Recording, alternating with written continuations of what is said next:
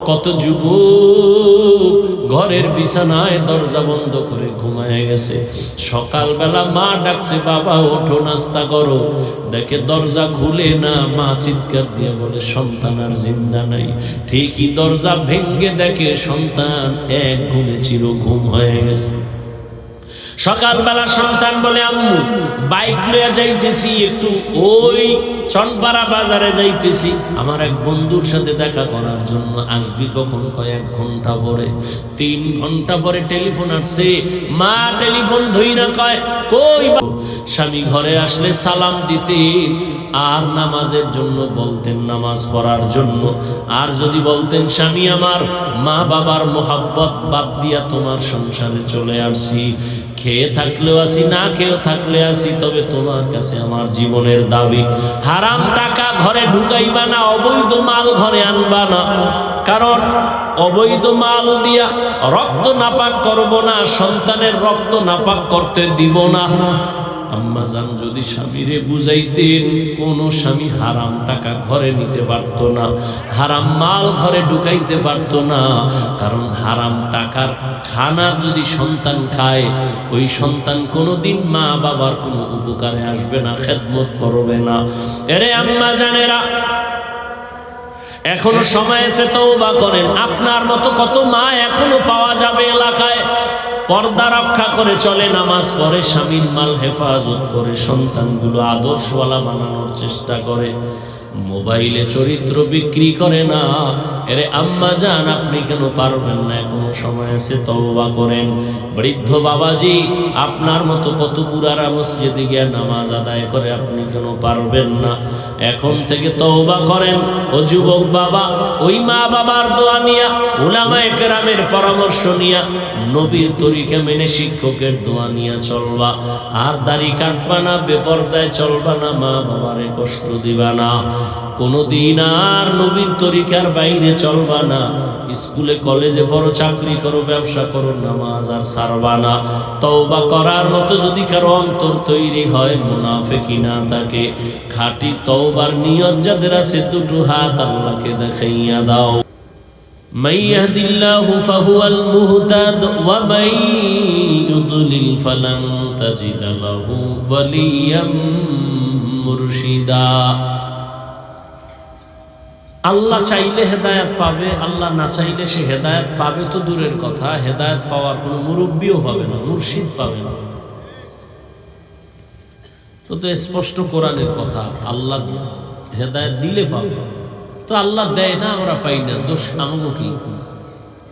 এই জন্য বাতিলরা বলে, পুতুল যেমনি নাচায় তেমনি নাচে, পুতুলের কি দোষ?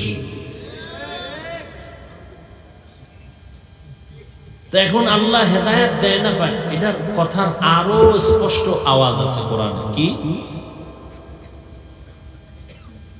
মান ইউরিদিল্লাহু আন ইয়াহদিয়াহু ইয়াশরাহ সাদরাহু লিল ইসলাম।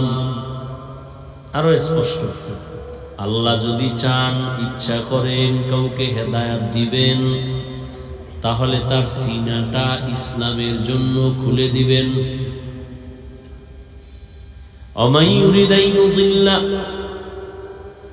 আর যদি আল্লাহ ইচ্ছা করেন কাউকে হেদায়াত দিবেন না, তার সিনাটা ইসলামের জন্য খুলবে না। ভালো করে বুঝেন, আল্লাহ যদি ইচ্ছা করেন কাউকে হেদায়াত দিবেন, তাহলে তার সিনাটা ইসলামের জন্য খুলবে। আর যদি আল্লাহ চান হেদায়াত দিবেন না, তাহলে তার সিনাটা ইসলামের জন্য খুলবে না। তাহলে বান্দার দোষ কি? হ্যাঁ, এখানে একটা প্রশ্ন গভীর ভাবে আছে। আল্লাহ যদি চান হেদায়াত দিবেন, তো তার সিনাটা ইসলামের জন্য ওপেন হয়ে যাবে। তবে আল্লাহ কার বেলায় চাইবেন আর কার বেলায় চাইবেন না? আল্লাহ চাইলেই সিনা খুলবে, আর আল্লাহ যদি চান না, তার সিনা। এখন আল্লাহ কার বেলায় চাইবেন, কার বেলায় চাইবেন না, এটা প্রশ্ন। আল্লাহ এই জবাব আরেক আয়াতে দিয়েছেন, ওয়াল্লাযীনা জাহাদু ফীনা লানাহদিয়ান্নাহুম সুবুলানা ওয়া ইন্নাল্লাহা লামাআল মুহসিনিন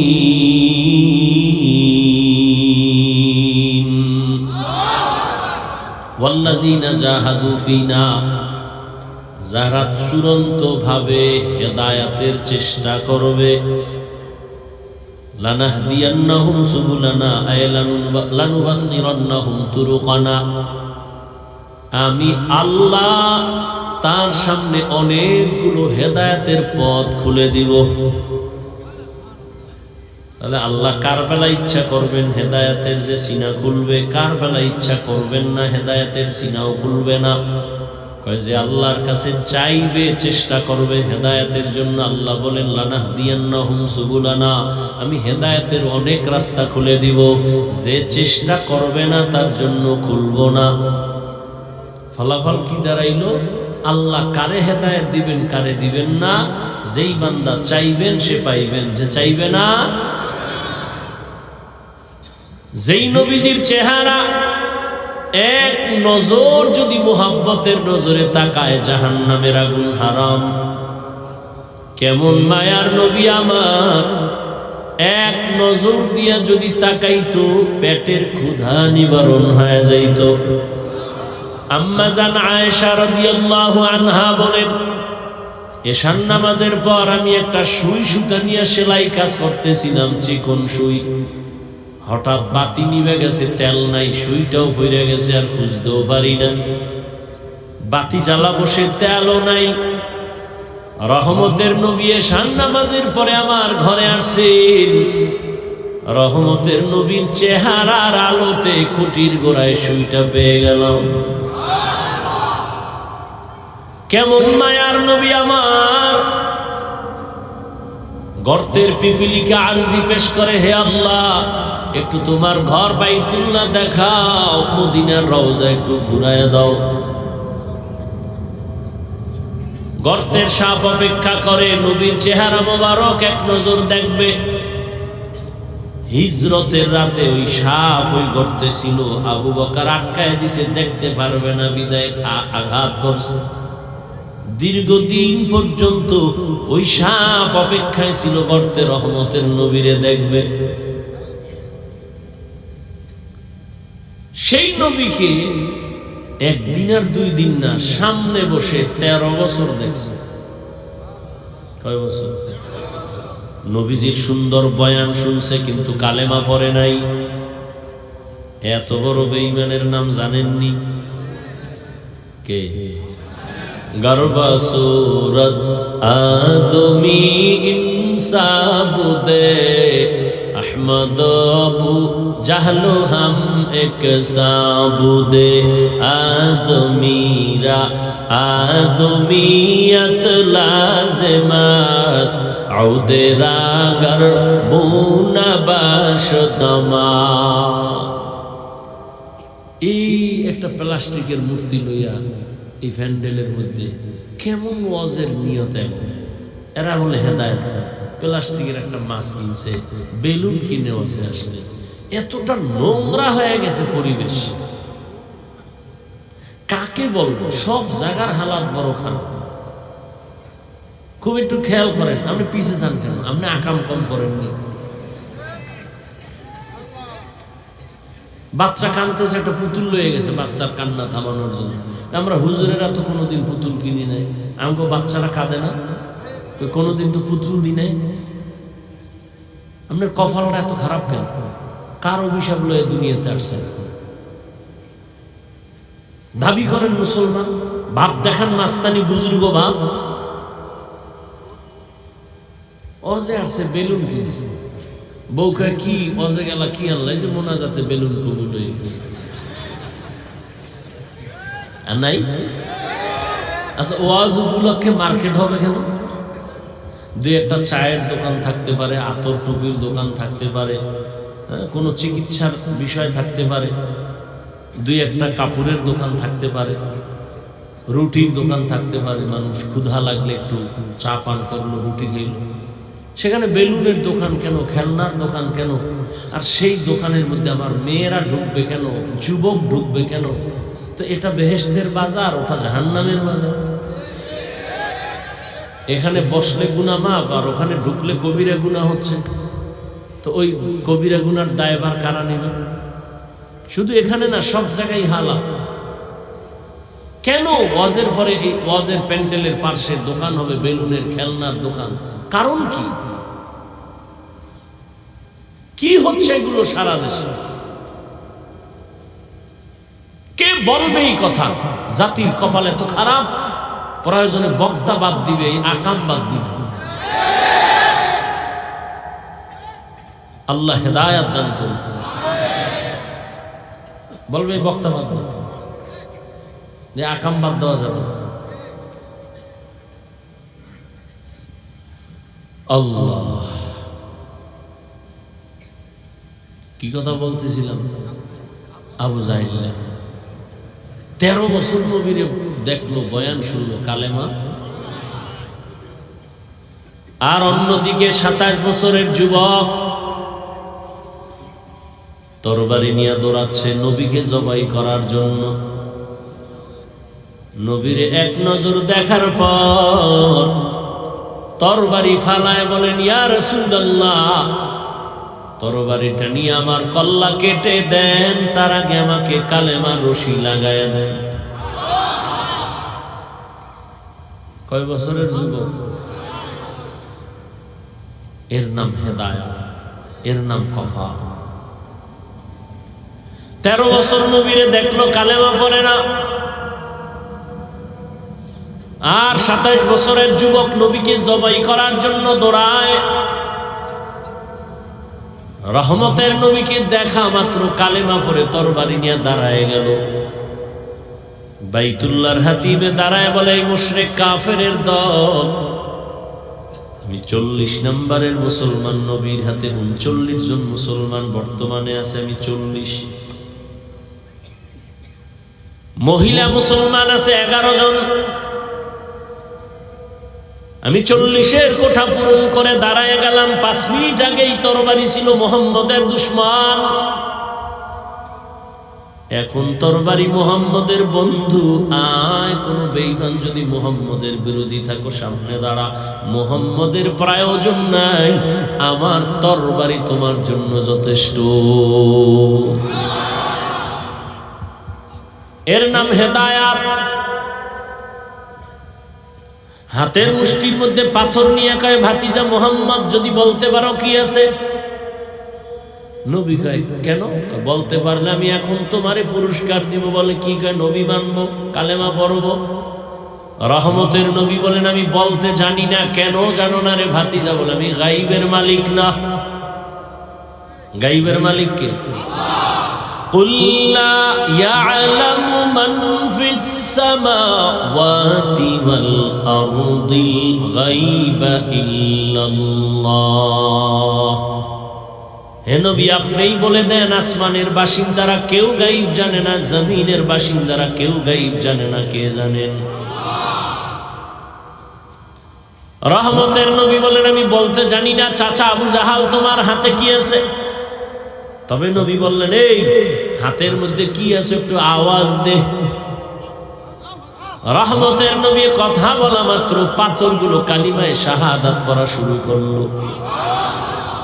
আবু জাহিল্লা পাথর দি মাটিতে ফালায়, তুমি এত বড় জাদুকর, এটা তো আগে জানতাম না। মান ইয়াহদিল্লাহু ফাহুয়াল মুহতাদ ওয়া মান ইউদ্লিল ফালান তাজিদা লাহু ওয়ালিয়াম মুরশিদা। কপাল বড় খারাপ। মাওলায় কানে ধরে ওয়াজের প্যান্ডেলে নিয়ে আসছে, কিন্তু কপাল খারাপ। এই বেহেশতের বাগানে ঢুকতে পারে না, দোকানে বইয়া কবিরা গুনাহ করে আর গল্প করে। আল্লাহ নিয়ে আসছেন, প্যান্ডেলেও বসাইছেন, কিন্তু কপাল খারাপ। কলবের দরজাটা দিয়া বয়ান ঢুকাইবে, কিন্তু মোবাইল সামনে লইয়া কলবের দরজা বন্ধ করে রাখছে। যারা মোবাইল হাতে লইছো, দেখাইতেছ আমি মোবাইলওয়ালা, 24টা ঘন্টা মোবাইল লইয়া মরো। এহেন আইলো দেখাইতে হবে, হুজুর আমার চিনেননি, আমি বিদেশি মোবাইলওয়ালা। এই ঠিক ঠিক করিস না, শোন কি বলি। একটা ছবি ছবি পাগল হয়ে গেছে, একটা ছবি বাথরুম থেকে বেরোয় দিয়ে মোবাইল ধরে রয়েছে, কি কয় একটা ছবি, আমি ভিতরে আইলি না কেন? এক সোরায় কান্দে হাত দিয়া হুজুর একটা ছবি, যদি আল্লাহ কিয়ামতে উসিলায় মাফ করে। পাগল হয়ে গেছে ছবি তোলার জন্য। সরকারের কোনো প্রয়োজন ছাড়া আর মদিনার অর্ডার ছাড়া ভিন্ন কোনো কারণে হাজার হাজার কোটিবার ছবি তোলা হারাম কবিরা গুনাহ। কি হবে এই ছবি দিয়ে? কি লাভ? কোনো লাভ নাই।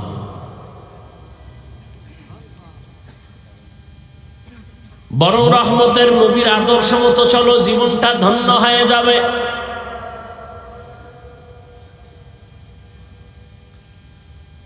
আবার একদল মোবাইল বন্ধ করে বয়ান শুনতেছে। শয়তান তো বয়ানে, এক শয়তান প্যান্ডেলের বাইরে আছে, গেলেই ধরবে, এটা জিন শয়তান। কারণ ও আজান শুনলে দৌড়, জিকিরের আওয়াজ পেলে দৌড়, ও কাছে আসতে পারে না। আর এক শয়তান প্রত্যেকের শরীরের মধ্যে আছে, এটা নফস শয়তান। ইন্নান নাফসা লাআম্মারাতুন বিসু ইল্লা মা রাহিমা রাব্বি ইন্না রাব্বি গফুরুর রহিম। ইউসুফ নবী বলে শয়তান আমারেও ধাক্কা দেয়, জুলাইখার দিকে আমার মনটাও যায় যায় ভাব। ইল্লা মা রাহিমা রাব্বি, রব আমাকে হেফাজত করেছেন, যে কারণে আমি অন্ধকার রুমের মধ্য থেকে জুলাইখার অপকর্ম থেকে নিজেকে বাঁচায় ফেললাম। আল্লাহর দয়া ছাড়া হয় নাই।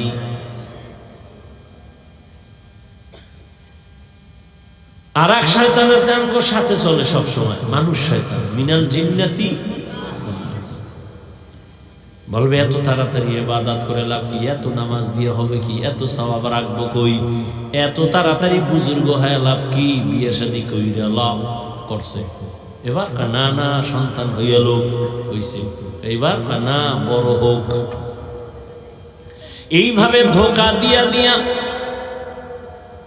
বহু মানুষ শয়তান আমাদেরকে জান্নাতের পথ থেকে দূরে রাখছে। এই জন্য আল্লাহ বলেন, আমি মুত্তাকিনদের হেদায়াতের জন্য কোরআন দিলাম। মনে আছে না? কোরআন কেন দিছেন তার তিনটা কথা কইছে।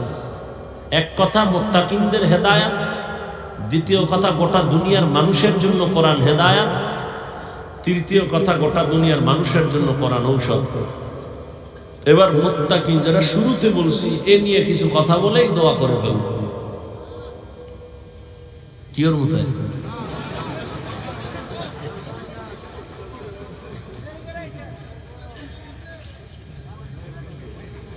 মুত্তাকি কারা?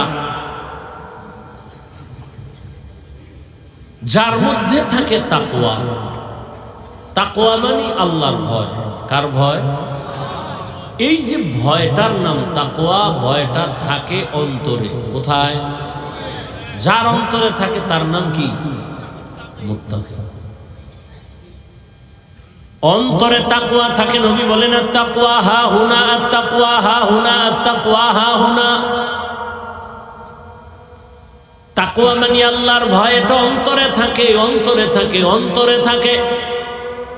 থাকে মানে জন্মলগ্ন থেকে থাকে না, এটা অর্জন করা লাগে। তাকওয়া মানে আল্লাহর ভয়। আমি যদি আপনাদের প্রশ্ন করি, আপনারা কারা কারা আল্লাহকে ভয় করেন? সবাই দুনো হাত উঁচু করবে। কিছু চালাকরা পাও আলগি দিবে, বলবে হুজুরগো থেকে আমরা বেশি আল্লাহরে ভয় করি, যদিও দাড়ি নাই, টুপি নাই, বিড়িটা নিয়ে, কিন্তু ভয় বেশি করি আল্লাহকে। হুজুরেরা এই পরিমাণ ভয় করে না। এবার একটু চিন্তা করেন, আমি নামাজ পড়িয়া বলি আল্লাহকে ভয় করি, আপনি নামাজ বাদ দিয়ে বলেন আল্লাহকে ভয় করি। আমি দাড়ি রেখে বলি আল্লাহকে ভয় করি, আপনি দাড়ি না রেখে বলেন আল্লাহকে ভয় করি। দুই ভয় কি সমান? আসলে আপনার মধ্যে ভয়ই নাই। যেমন আমি উদাহরণ দিই, একজনের সাপ ভয় করে, সাপ। আসলে ভয় করে কিনা এটা প্রমাণ কি? সাপ ধরে, হ্যাঁ, বরং সাপ যেখানে থাকবে সন্দেহ ওখানেও যাবে না, এতটাই ভয় করে ঘুমের মধ্যেও বলে সাপ সাপ সাপ। বুঝে গেল সাপরে কি করে। একটা সন্তান মা বাবাকে ভয় করে, বলে তার প্রমাণ, কয় সন্তানের সামনে, মা বাবার সামনে সন্তান অন্যায় করে না কেন? বলে মাইনের ভয়। একটা ছাত্র শিক্ষকের ভয় করে, অন্যায় করে না কেন? বলে শাস্তির ভয়। ঠিক এই দুনিয়ায় যেই মানুষ আমার আল্লাহকে ভয় করবে, ওই মানুষ গলায় ছুরি লাগাবে, দাড়ির মধ্যে অস্ত্র লাগাইতে পারবে না। হরকে দারাত খৌফে হক দর দিল মদম জন্নতুল মাওয়া দেহদ ও রামকাম জুজবা হক চি জে মখাজ ইনসুজা ফজলে উআ মস্তে দর জুমলা জাহা। আল্লাহর ভয় যার অন্তরে থাকবে সে কখনো গুনাহ করবে না। আল ইহতিরাজ আনিল মাসিয়া, তাকওয়া মানে গুনাহ থেকে বেঁচে থাকা, এর নাম তাকওয়া, আল্লাহর ভয়। এই তাকওয়া থাকবে অন্তরে। কোথা থেকে তুমি তাকওয়া নিয়ে অন্তরে ঢুকাইবা? তাকওয়ার ঠিকানা কি? লিকুল্লি শাইইন মা'দিনুন ওয়া মা'দিনুত তাকওয়া কুলুবুল আরিফিন। প্রত্যেকটা ভালো জিনিস রাখার গোডাউন আছে, তাকওয়ার গোডাউন হলো আল্লাহর প্রিয় বান্দাদের কলব। তাদের সাথে সংযোগ লাগায় দেও, তারা যখন নেক নজর দিয়া তাকাবে কলবের মধ্যে তাকওয়ার পাওয়ার ঢুকবে, কারণ আল্লাহওয়ালাদের নজরে পাওয়ার আছে। গাঞ্জাখোরের নজরে পাওয়ার আছে না? একটা গাঞ্জাখোর বেনামাজি, খুব খেয়াল করো, গাঞ্জাখোর বেনামাজি দেখ গাভীর দুধ দোয়াইতেছে একজনে, বালতি ভরে গেছে 20 কেজি, ও কপাল হাত দিয়ে কয় ওরে দুধ, পরের দিন 1.5 কেজি। আছে না ভাই? গাছে নারিকেল, অনেক নারিকেল, এত নারিকেল, পরের দিন থেকে নারিকেল নাই। শুধু কি তাই? একটা বাচ্চা অসুস্থ, সুন্দর চেহারা, এত সুন্দর, নজর লেগে গেছে। এটার কাছে বদ নজর। কি নজর? আপনারা দেখেন না আপনাদের এলাকায় কদু গাছ লাগায় না? বিভিন্ন ফসলের জমিনে জুতা টানায়, জুতা দেখছেন? কেন? জুতা টানাইলে জুতার বরকতে কদু বড় হবে। জুতা টানায় কেন? কারণ বরকতি জুতা নমরুদদের গালে লাগছে, কত বরকত। কেন জুতা টানায়? বদনজর থেকে হেফাজতের জন্য। কার বদনজর? বেআমলওয়ালা গাঞ্জাখোর বেনামাজি। আচ্ছা, একটা বেনামাজি গাঞ্জাখোরের চোখের নজর লাগলে, একটা বাচ্চার মধ্যে যদি রিয়াকশন হয়, তাহলে একজন তাহাজ্জুদওয়ালা, জিকির করনেওয়ালা, তাকওয়াওয়ালা নেক নজর দিলে কেন অ্যাকশন হবে না? হবে না? পৃথিবীর একজন চিকিৎসা বিজ্ঞানী, নাম অনেক শিক্ষিতরা জানেন, বু আলী সিনা, চিকিৎসা বিজ্ঞানীদের মধ্যে একজন। তিনি একদিন কোন এক এলাকায় এক ব্যক্তি অসুস্থ, তার ঝাড়ফুঁক দিতেছে, তার সামনে এক বুজুর্গ, বু আলী সিনার সামনে সে বসা, পাশে একজন বুজুর্গ একটা রোগীরে ঝাড়ফুঁক দিতেছে, শরীর মেসেজ করতেছে আর ফু দিতেছে। বুজুর্গ আল্লাহওয়ালা। তো বু আলী সিনা সে চিকিৎসা বিজ্ঞানী, সে পাশে বইয়া কয় আপনি করেন কি? এই ফুফা দেনাতে কি হইব? বুজুর্গ মানুষ তো কথা কম কয়, আর যেটা কয় কলিজা সাদা করে ফেলে। চুপ করে রইছে, ও বক বক করতে গেছে, এই মেয়েটি কি হইব কি হইব? তুমি গাধা, এটি বুঝবা না। এত বড় চিকিৎসা বিজ্ঞানী বু আলী সিনা, তাকে যখন এই কথা কইছে, মাথা ঠান্ডা, পুরা গরম। এত বড় সাহস, আপনি হুজুরে এই কথা কেমনে করেন? দুনিয়ার মানুষ আকাম করে, সমস্যা নেই। হুজুরের হাতে একটা সিরা টাকা দিল, হুজুরে কেমনে করলেন এই আকামটা? শব্দ হুজুর। বু আলী সিনা বলেন, আমাকে গালি দিলেন কেন? আবার এক মুখে কথা বলতেছে, হুজুর চুপ। ওই ইনজেকশন একটা দিয়ে চুপ হয়ে গেছে। কিছুক্ষণ পর কয়, ভাই আপনি রাগ করলেন? রাগ করবো না মানে? কয় আমি কি বলছি, আপনার গায়ে হাত দিয়েছি? কয় আপনি এত একটা কথা বলছি জবান দিয়ে, এতে আপনার জ্বললে গেল বেশ বিষয়। আপনি এই কথা কেন বলবেন? কথা, আমার মুখের একটা কথা যদি আপনার কলিজা জ্বালায় দিতে পারে, আমার মুখের তিলাওয়াতের ফুতে এই বান্দা সুস্থ হবে না কেন? আউলিয়ারা কারে উকবা ইখতিয়ার, জাহেলারা কারে দুনিয়া ইখতিয়ার। নজর তো আল্লাহ ওয়ালাদের জবানে নজরে পাওয়ার আছে না নেই? এই পাওয়ারের নাম কোরআনের ভাষায় ফুরকান, হাদিসের ভাষায় পাওয়ারের নাম ফেরাসা। ইয়া আইয়ুহাল্লাযীনা আমানু ইন তাত্তাকুল্লাহ ইয়াজআল লাকুম ফুরকানা। قال النبي صلى الله عليه وآله وسلم اتقوا فراسة المؤمن فإنه ينظر بنور الله। আল্লাহ কোরআনে বলেন, যারা তাকওয়ার উপরে মুজাহাদা করে আমি আল্লাহ তাদেরকে পাওয়ার দান করি। ওই পাওয়ারের নাম হলো ফুরকান। মা মা'নাল ফুরকান হুয়া নূরুম মিন ইলাহি। আল্লাহর দেওয়া নূরের একটা আলোর নাম ওই পাওয়ার, আল্লাহর দেওয়া নূর। নবীজি হাদিসে বলেন, তোমরা ভয় আর সতর্ক থাকো, আল্লাহর প্রিয় বান্দাদের ফেরাসাতের পাওয়ার বড় মারাত্মক। তোমরা যা দেখো না, আল্লাহর প্রিয় বান্দারা সব কিছুটা দেখতে পায়। চামড়ার চোখ দিয়ে দেখে না, আল্লাহর নূরের পাওয়ার দিয়ে দেখে।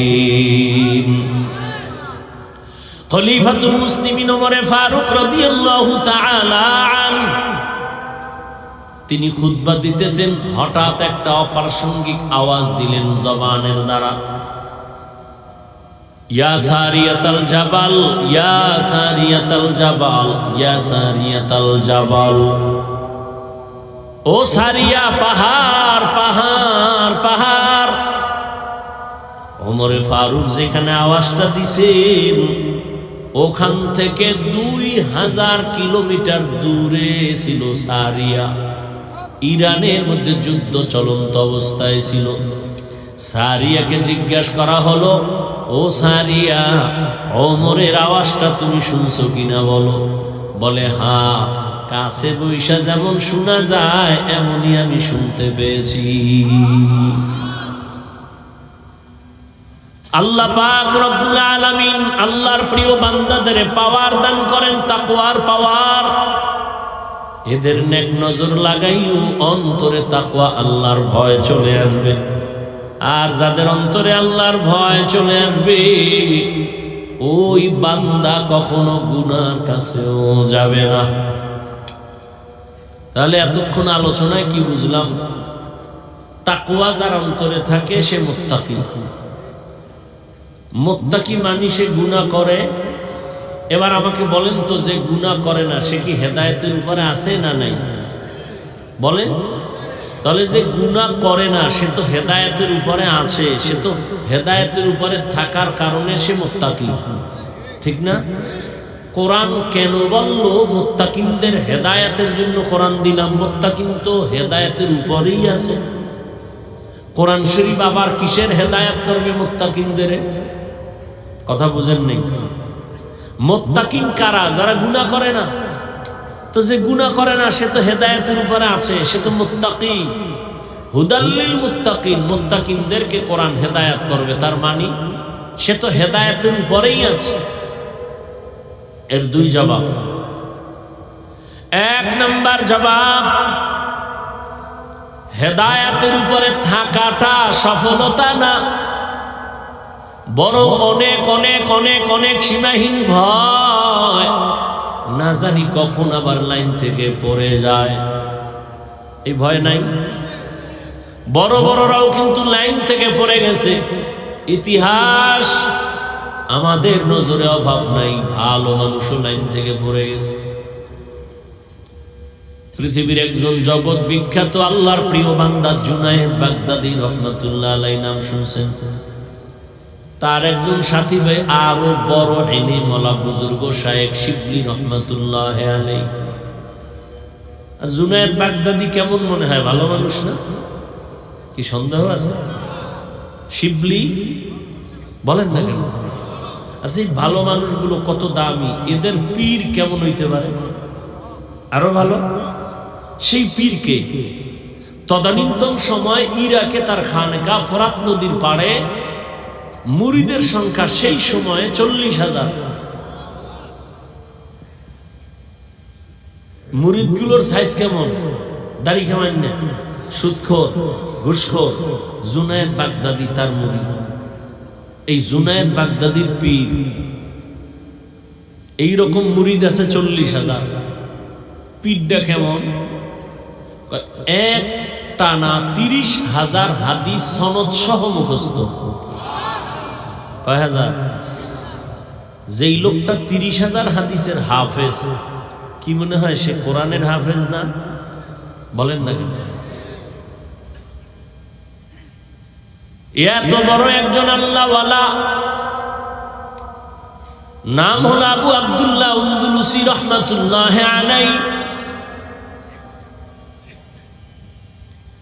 এই বান্দা ইতিহাস আমি বলবো না, এক পর্যায়ে গিয়ে সে লাইনচ্যুত হয়ে গেছিল। জুনায়েদ বাগদাদীর কাফেলা, শায়েখ শিবলির কাফেলা কান্না করে করে দীর্ঘ 1 বছর পরে আবার আল্লাহ ফিরাই দিয়েছে। কেমন লাইনচ্যুত হয়েছিল? 24 ঘন্টা পাগড়ি মাথায়, এডি ফালাইয়া প্যান্ট শার্ট টাই লাগাইয়া মাথায় ক্যাপ লাগাইছে খ্রিস্টানে।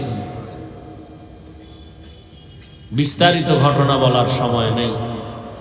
তাহলে মুত্তাকিনরা তো হেদায়েতের উপরে আছে, তবে ভয় কখন যেন লাইনচ্যুত হয়ে যায় বলা যায় না। আল্লাহ কয়, আমি আল্লাহ মুত্তাকিনদের কোরআন দিলাম হেদায়েতের জন্য, তার মানে আমি তাকে মজবুতির মাকাম দান করব, ইস্তেকামতের মাকাম দান করব। সে যেন আমার কুদরতের চাদরে আটকায় থাকে, কখনো হেদায়েত থেকে লাইনচ্যুত হয়ে না যায়। আমি হেদায়েতের চাদরে আটকায় দিব, সে লাইনচ্যুত হবে না, ইস্তেকামতের মাকাম দান করব। আল ইস্তেকামাতু খায়রুম মিন আলফি কারামা। ইস্তেকামত এত দামি সম্পদ যে খাঁটি আল্লাহওয়ালার হাজারো কারামত থেকে দামি। এজন্য নবীজি বারবার আল্লাহর কাছে ওই হেদায়েত চাইতেন, কি যে হেদায়েত মুস্তাকিম। আল্লাহুম্মা ইহদিনাস সিরাতাল মুস্তাকিম। আল্লাহ এমন হেদায়েত দাও যে হেদায়েতের মধ্যে দৃঢ়তা আছে, স্থিরতা আছে, লাইনচ্যুত হওয়ার ভয় নাই, এমন হেদায়েত দাও আল্লাহ। এই অর্থে বলেন, আমি মুত্তাকিনদেরকে হেদায়েত দিয়ে কোরআন পাঠাইলাম। আর এক তরজমা হলো, আল্লাহ মুত্তাকিনদের হেদায়েতের জন্য কোরআন অবতীর্ণ করেছেন, তার মানে আমি আল্লাহ আমার কুদরতি জিম্মায় মুত্তাকিনদেরকে বিনা হিসাবে জান্নাতে পৌঁছায় দিব। আতিনা ফি দারে দুনিয়া না হাসান, আতিনা ফি দারে উকবা না হাসান, ইয়া গিয়াসাল মুস্তাগীসিন ইহদিনা ইফতিখারা বিল উলুমি ওয়াল গিনা। হর গরি দে নেক তু তৈয়ার है, जो न मांगे उससे तू बेजार है। মুত্তাকিনদের দাম অনেক আল্লাহর কাছে বেশি। ইন্না আকরামাকুম ইনদাল্লাহি আতকাকুম। আল্লাহর কাছে দামি ওই বান্দা বান্দি যে সব থেকে বেশি আল্লাহকে ভয় করে, গুনাহ করে না। আল্লাহর ভয়ের অর্থ জীবন যাবে, গুনাহ ইচ্ছা করে করবে না।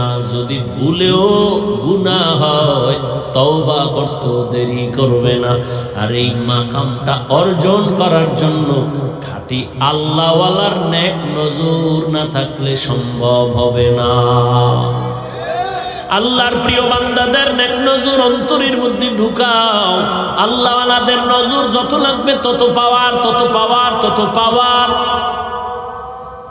পাক ভারত উপমহাদেশের মধ্যে সব থেকে বড় একজন বুজুর্গ আলেম আল্লাহওয়ালা হাকিমুল উম্মত, উম্মতের রুহানি ডাক্তার মুজাদ্দিদুল মিল্লাত শাহ আশরাফ আলী ফারুকী থানভী, তিনি বলেন আমার ক্লাসের সাথী ভাইরা আমাকে একদিন প্রশ্ন করলো, ও আশরাফ আলী ভাই, তুমিও বুখারী পড়ছো, আমরাও বুখারী পড়েছি, তুমিও মুসলিম তিরমিজি পড়েছো, আমরাও পড়েছি, তুমি যেই যে কিতাব পড়ে মাওলানা হয়েছো ওই কিতাব আমিও পড়ে মাওলানা হয়েছি, কিন্তু অন্তরে ভয়, প্রশ্ন দোলা দেয়, জবাব পাই না। তোমার কাছে এত মানুষ, এত আলেম ওলামা লাইনে দাঁড়ায়, তোমার পেছনে লোক আর লোক সিরিয়াল দিয়া দেখা করে, একই কিতাব পড়ে তুমিও মাওলানা আমিও মাওলানা, আমাদের কাছে কোনো মানুষ তো একবারও আসে না দোয়ার জন্য। হাকিমুল উম্মত কত সুন্দর জবাব দিলেন, তোমরা করো কুতুববিনী আর আমি আশরাফ আলী করি কুতুববিনী। মানে তোমরা দেখো কিতাব আর আমি দেখি কুতুব। আরো সহজ, তোমরা দেখো কিতাব আর আমি দেখি কিতাবওয়ালা, আমি দেখি কিতাবওয়ালা কুতুব। আমি কুতুবদের দেখি আর নেক নজর লাগাই, তাদের নেক নজর যত লাগবে ততই পাওয়ার বেড়ে যাবে। আল্লাহওয়ালাদের সাথে নেক নজর লাগাইয়া হৃদয়টাকে ভরপুর করিও। কয়দিন আর দুনিয়ার বাহাদুরি করবা? এরে যুবক, হায়াত আর কয়দিন? চোখের সামনে শুধু যুবকের লাশ আর লাশ আর লাশ, গাড়ির নিচে লাশ, পানির নিচে লাশ, ঘুমের বিছানায় লাশ, করোনায় কত লাশ, ডেঙ্গুর মহামারীর কত লাশ, ছাত্র জনতার বৈষম্য বিরোধী আন্দোলনে কত লাশ। ও আল্লাহর বান্দা, আজকে তোমার এত বয়ান কেন করতে হবে? তাবলীগওয়ালাদের মেহনত চলে, পীর মাশায়েখের মেহনত চলে, বক্তাদের মেহনত চলে, এত বয়ান, এরপরেও কেন নামাজ নাই, রোজা নাই, পর্দা নাই, দাড়ি নাই, টুপি নাই? রে যুবক, কার পেছনে পইরা কোন স্বার্থে দাড়ি রাখো না বলো? কার পেছনে ঘুরে কি পাওয়ার আশায় নামাজ ছাড়ছো বলো? আমি বলে যাই, লিখে রাখ, যার পেছনে ঘুরো এরা সব চান্দাবাজ আর ধান্দাবাজ। যার পেছনে ঘুরতেছে না সব চান্দাবাজ আর ধান্দাবাজ, কেউ তোর আপন না। অসুস্থ হয়ে এক সপ্তাহ বিছানায় পইরা থাক, তোর খবর আর নিবে না। স্বার্থে আঘাত দিলে দেখবি দল থেকে নাম কাটবে না, কল্লা কেটে ফেলবে। এর নাম সোনার বাংলার রাজনীতি।